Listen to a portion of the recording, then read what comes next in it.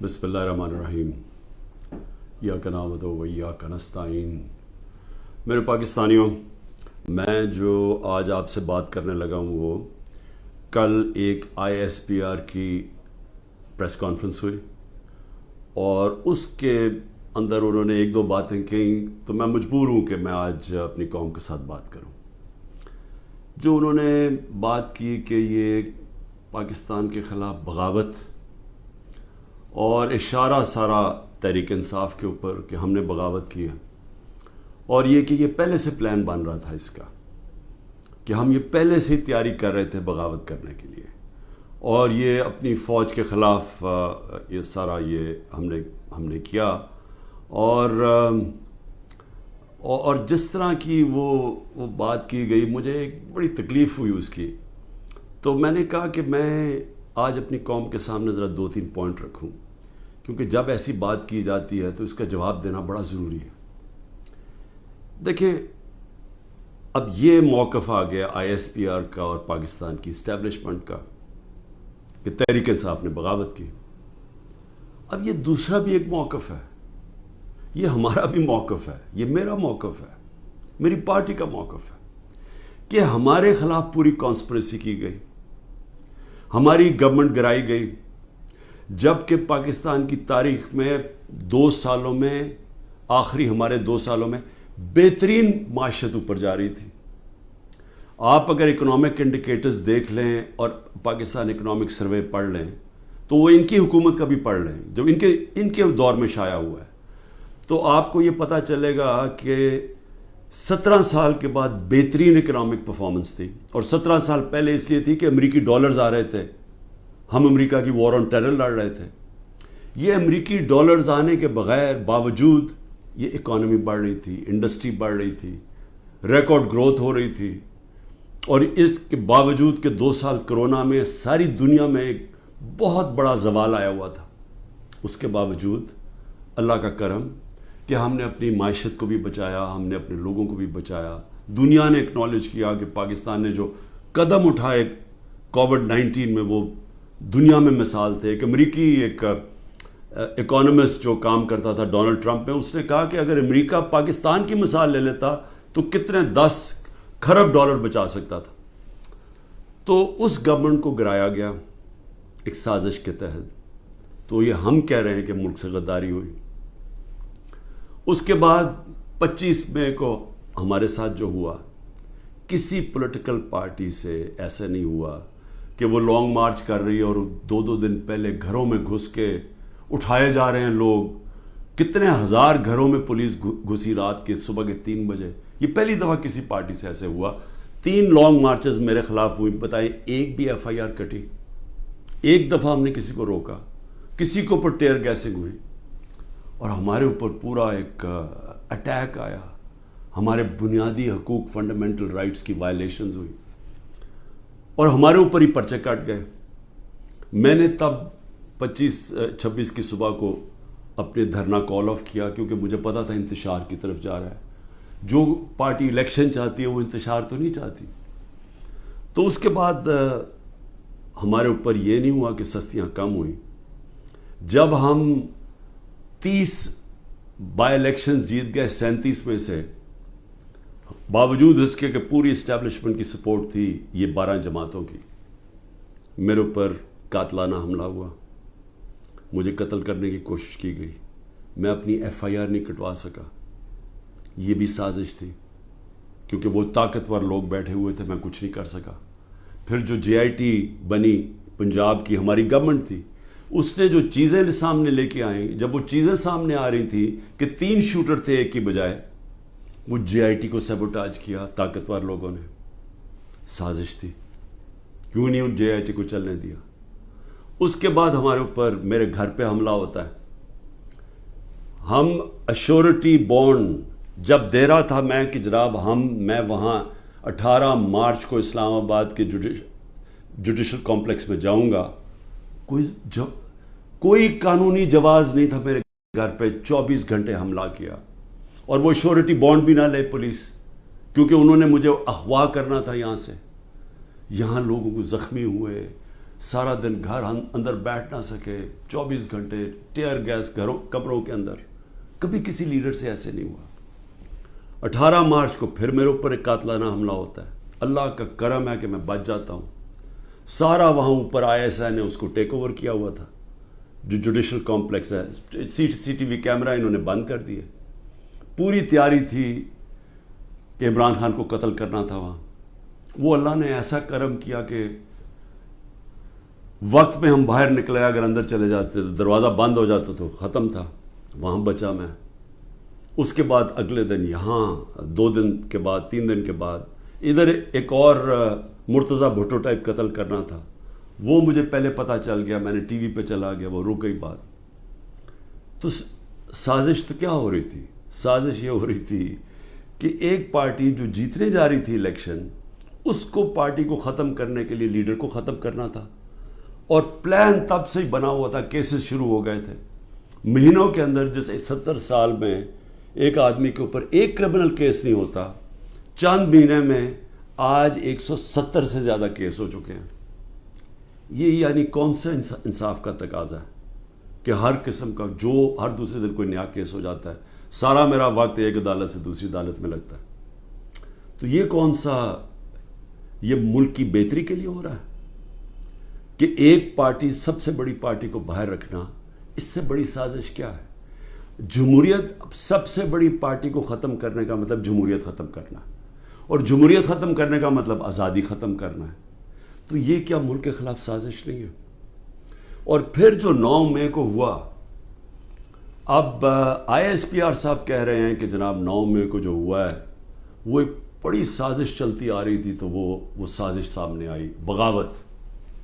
مجھے یہ بتائیں کہ میں جب یہاں سے، مجھے پتا تھا پکڑنا انہوں نے مجھے 9 مئی کو، میں اس سے پہلے ویڈیو ریکارڈ کر کے گیا کہ اگر مجھے پکڑنا ہے مجھے وارنٹ دے دیں اور میں آرام سے اپنے آپ کو آپ کے حوالے کر دوں گا۔ کوئی ضرورت نہیں ہے کہ یہ جو میرے گھر کے باہر ہوا کہ پولیس، 1000 پولیس اور رینجرز اٹیک کر رہے ہیں۔ سب کے سامنے جو ہوا کہ رینجرز بھی نہیں بلکہ وہ کمانڈوز تھے، انہوں نے اٹیک کیا، شیشے توڑے، عملہ جو بیٹھا ہوا تھا رجسٹری آفس کا اسلام آباد ہائی کورٹ، اس کو مارا، وکیلوں کو مارا، مجھے لگا ڈنڈا، مجھے اس طرح لے کے گئے جس طرح کوئی دہشت گرد ہے، غیر قانونی طور پہ مجھے پکڑا۔ کیا یہ بھی سازش کا حصہ تھا؟ کیونکہ اس کی وجہ سے اشتعال آنا تھا لوگوں کو، اور ہمارا موقف یہ ہے کہ اس کو استعمال کر کے ایک پورا کریک ڈاؤن کیا گیا جو پہلے سے پلان تھا۔ ہو ہی نہیں سکتا کہ 2 دنوں کے اندر آپ 10,000 لوگوں کو جیلوں میں ڈال دیں پکڑ کے، جب سے پہلے سے پلان نہیں بنا ہوا تھا۔ اور اس کے بعد جو بھی چیزیں ہو رہی ہیں کہ جو PTI کا ہے اس کو پکڑ لیتے ہیں، جیلوں میں ڈال دیتے ہیں، بری طرح رکھا جا رہا ہے، تشدد کیا جا رہا ہے، کسٹوڈیل ٹارچر کی جا رہی ہے، اور جو ہاتھ کھڑا کر کے کہتا ہے جی میں تحریک انصاف چھوڑ رہا ہوں، سب کچھ معاف۔ تو میرا اب سوال یہ ہے کہ ISPR کا یہ موقف ہے کہ فوج کے خلاف بغاوت ہے، ہمارا یہ موقف ہے کہ یہ ہمارے خلاف پوری سازش ہوئی پارٹی کو ختم کرنے کی، تاکہ وہ الیکشن نہ لڑ سکے اور عمران خان کو الیکشن سے باہر کیا جائے۔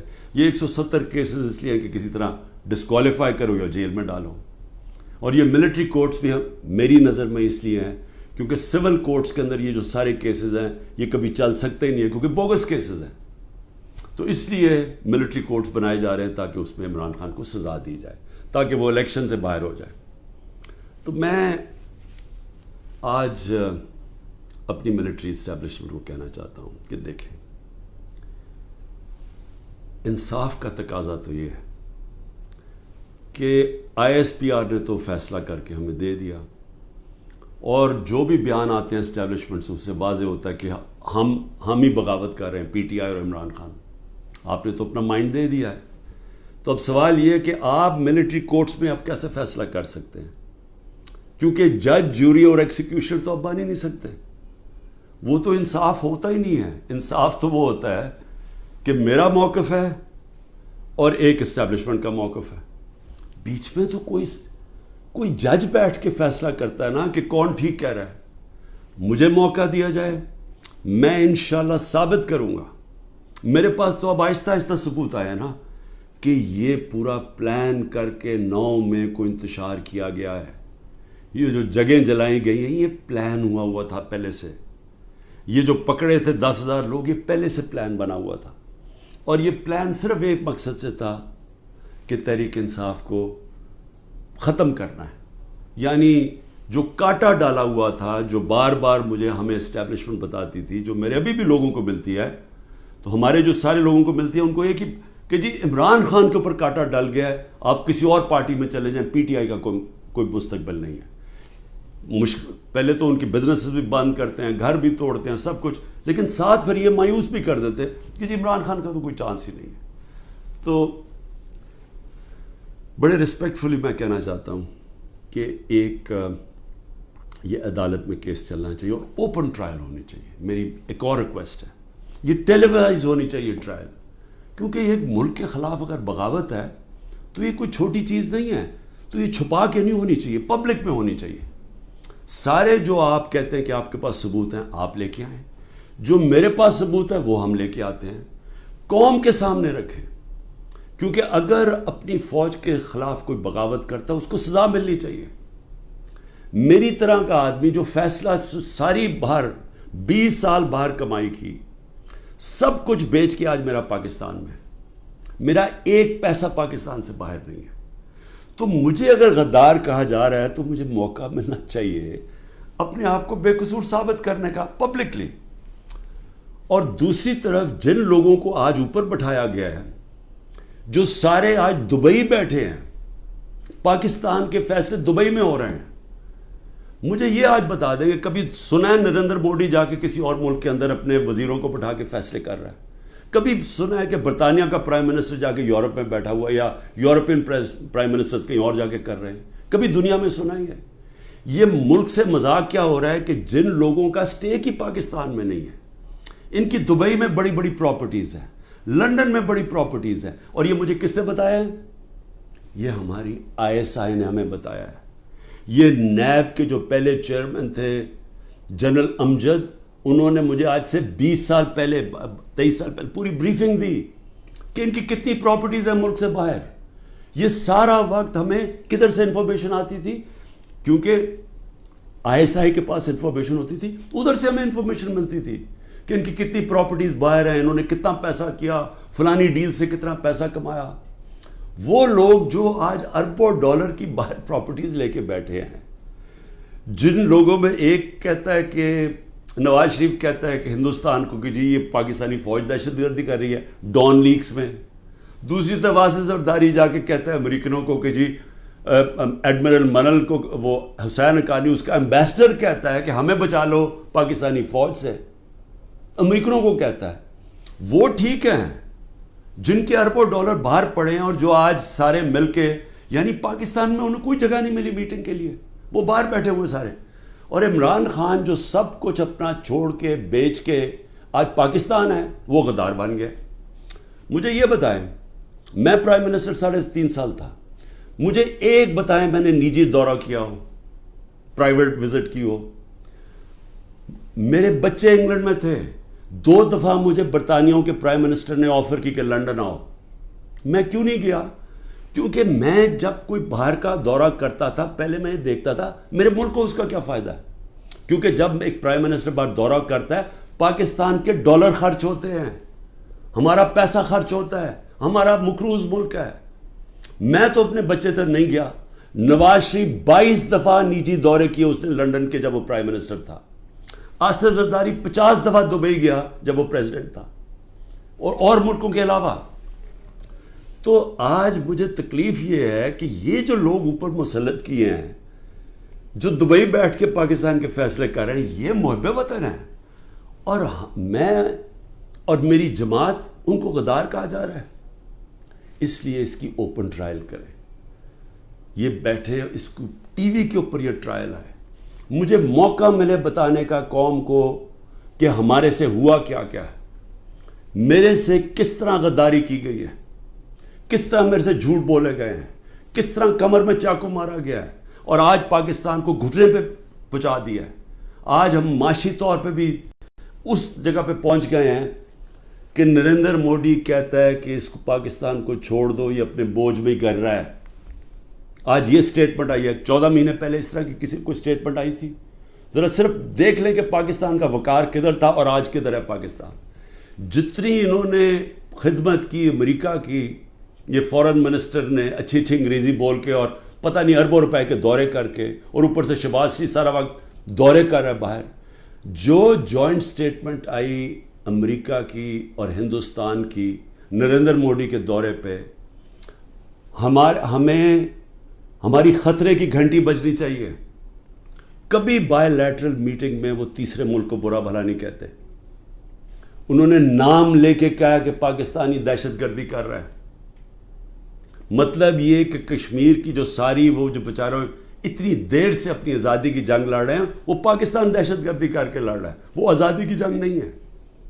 یہ اتنا برا ہمارے اوپر انہوں نے, جو اب میں کیا کہوں کہ جس طرح کا انہوں نے پاکستان کے اوپر تماچا مارا ہے, اور یہاں سے کوئی جواب نہیں آئے گا کیونکہ ان کے پیسے باہر پڑے ہیں اور ان کو پتہ ہے ان کے پیسے باہر پڑے ہیں. یہ کبھی نہیں بولیں گے, لیکن مجھے اس سے زیادہ خطرہ ہے. اور میں اس لیے بھی اپنی اسٹیبلشمنٹ کو پیغام دینا چاہتا ہوں کہ دیکھیں, میں ایک تاریخ کا طالب علم ہوں.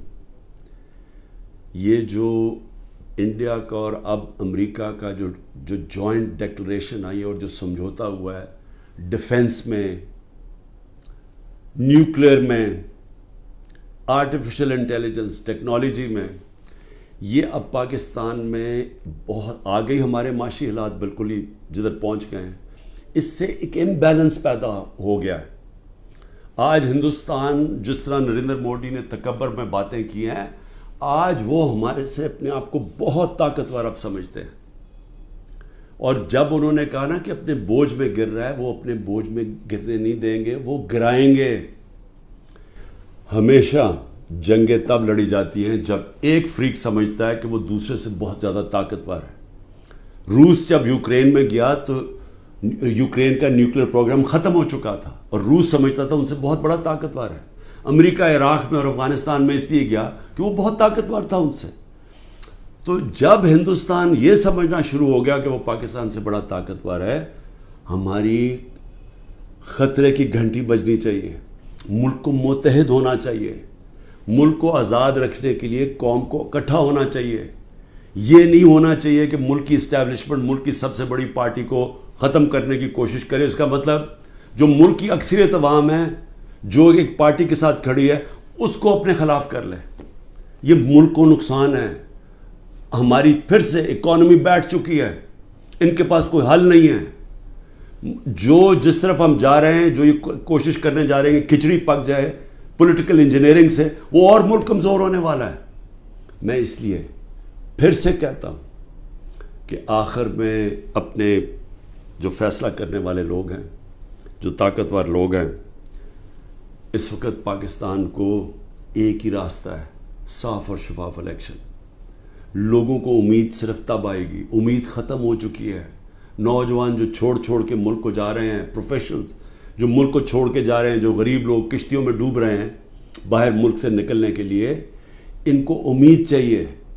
اور کسی چیز سے امید نہیں آنے لگی سوائے ایک چیز سے, صاف اور شفاف الیکشن. پاکستان پائندہ باد.